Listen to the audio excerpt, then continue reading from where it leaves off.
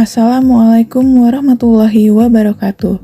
Perkenalkan, saya Olivia Ayu Pramana, peserta Latsar CPNS 2022, golongan 3, angkatan 22, kelompok 4, yang diadakan oleh BPSDM Provinsi Sumatera Utara.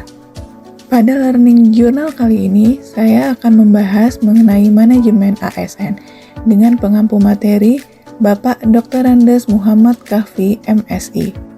Dalam Undang-Undang Nomor 5 Tahun 2014 tentang Aparatur Sipil Negara, berdasarkan jenisnya, pegawai ASN terdiri atas pegawai negeri sipil atau PNS dan pegawai pemerintah dengan perjanjian kerja.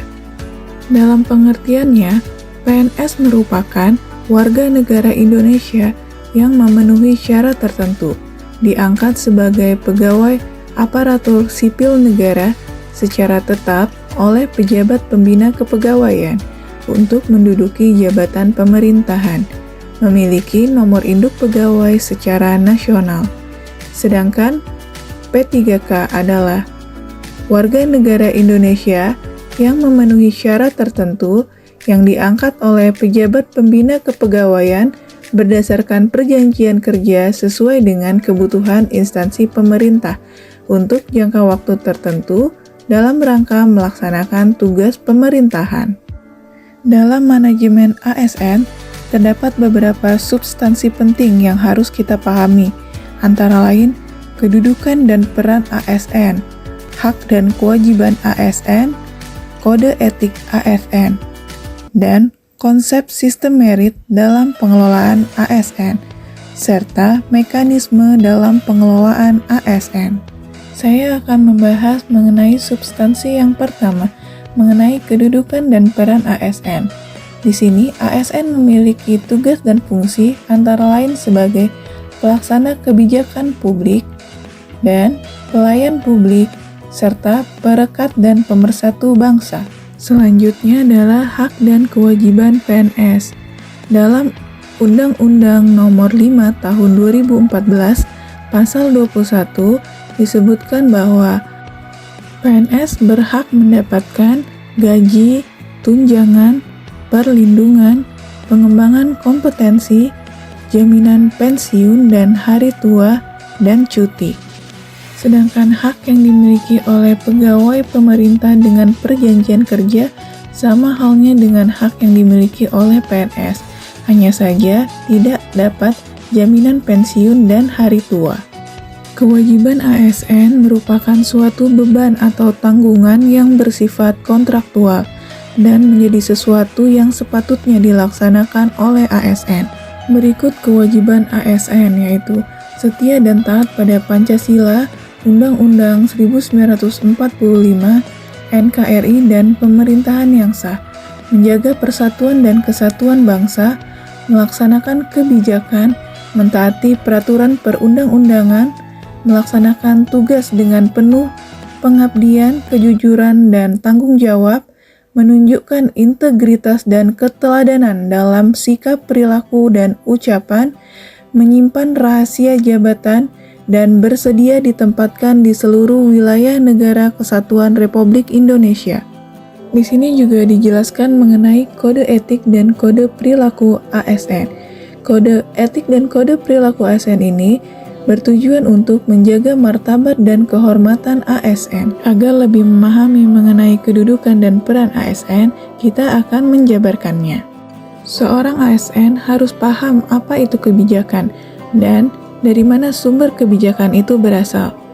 Kebijakan ialah serangkaian keputusan dan tindakan yang dituangkan dan ditetapkan oleh pemerintah, dibuat dalam bentuk regulasi atau perundang-undangan yang harus ditindaklanjuti baik oleh instansi yang ada di pusat, provinsi, daerah, maupun kabupaten kota.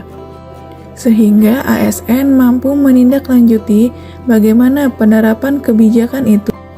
Dalam menjalankan peran sebagai pelaksana kebijakan publik, terdapat 5 aspek yang harus dimiliki oleh ASN, antara lain 1.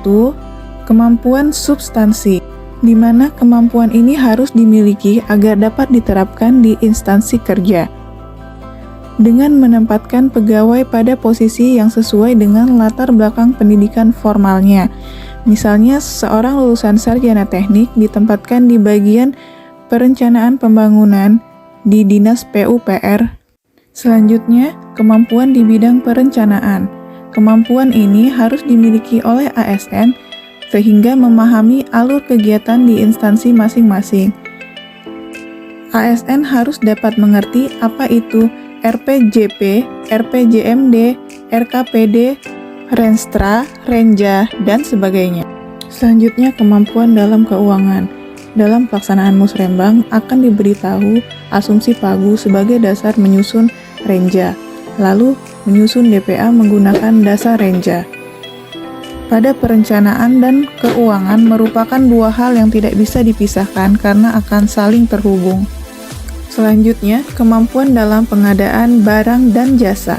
Dalam hal ini, seorang ASN harus memahami alur pengadaan barang dan jasa di instansi atau OPD-nya masing-masing.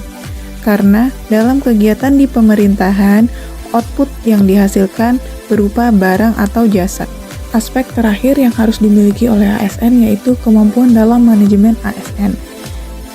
ASN harus paham dan menguasai manajemen agar dapat motivasi diri dalam pengembangan karir di masa depan. Sebagai seorang pelayan publik, ASN harus benar-benar menempatkan diri sebagai pelayan, bukan sebagai orang yang dilayani. ASN harus mengetahui tugasnya dengan melaksanakan kewajibannya dengan penuh tanggung jawab dan disiplin yang tinggi, serta dapat berkomunikasi dengan baik, ramah, dan sopan.